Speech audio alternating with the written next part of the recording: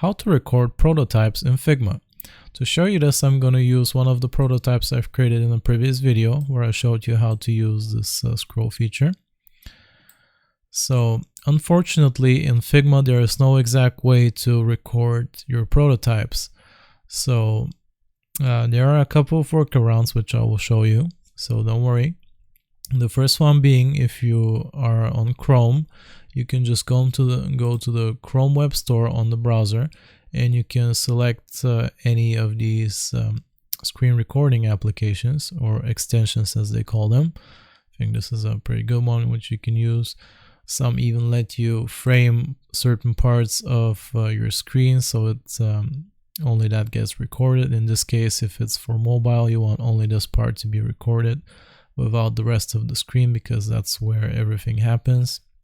So that's one way to do it.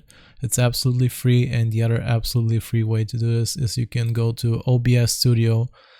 It's available for Windows, Mac, and Linux.